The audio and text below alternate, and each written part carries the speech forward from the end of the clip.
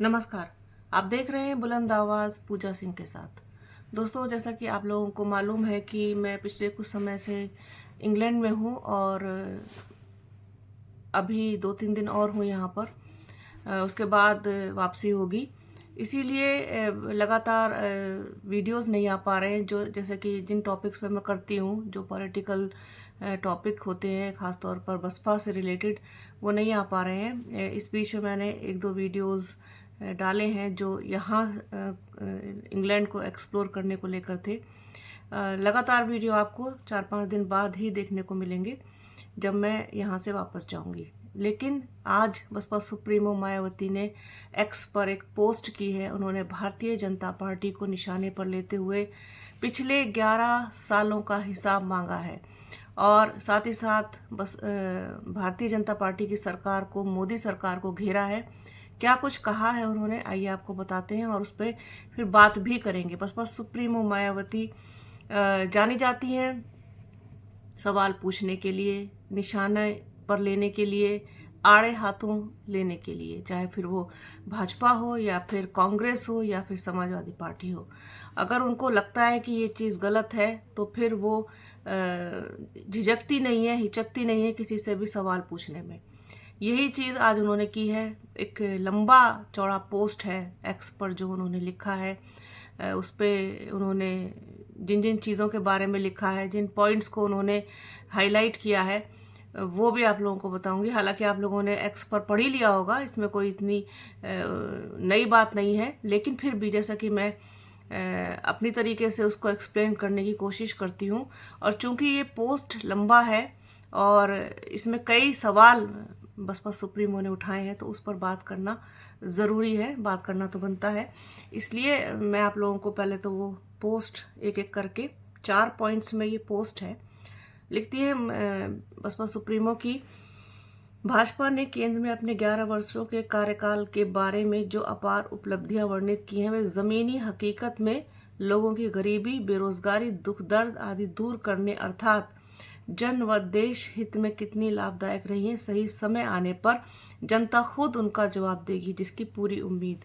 Baspa supremo Mayawati ने ये उम्मीद जताई है कि जिस तरीके से बीजेपी की गवर्नमेंट ने देश में गरीबी, बेरोजगारी की जो अनदेखी की है, जो मुद्दे हैं, असल मुद्दे, उनको जिस तरीके से साइडलाइन किया है, जिस तरीके से इग्नोर किया है, उसका जवाब जनता एक ना एक दिन ज़रूर देगी। और जब जनता जवाब देती है, जब जनता फैसला करती है, तो फिर अच्छी अच्छी जो कहना चाहिए कि नींव हैं वो हिल जाती हैं। तो फिर आप सोच सकते हैं कि उसका किस तरीके से नतीजा देखने को मिलेगा। तो ये उन्होंने लिखा है कि इसका जवाब जो है जनता खुद देगी, जिस तरीके से भारतीय जनता पार्टी की सरकार ने अब तक जो जनता के मुद्दों की अनदेखी की है उसका।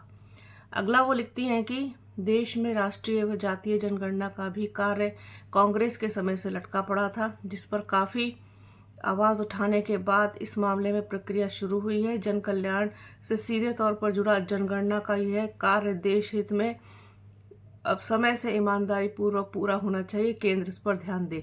जातीय जनगणना पर भी सवाल उठाया है कांग्रेस के ज़माने से, यानी यहाँ पर उन्होंने कांग्रेस को भी निशाने पर लिया है।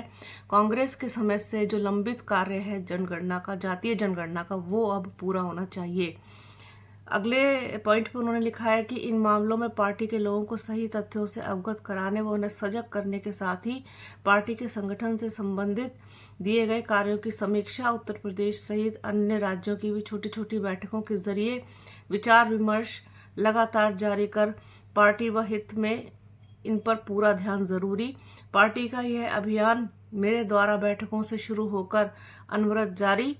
ताज़ा बैठक पूर्वांचल में पार्टी संगठन की तैयारी व जनाधार को बढ़ाने के संबंध में हुई व सख्ती भी की गई। साथ ही बिहार में होने वाले विधानसभा आम चुनाव में संबंधित रणनीति पर भी तैयारी जारी, ताकि बेहतर रिजल्ट आ सके।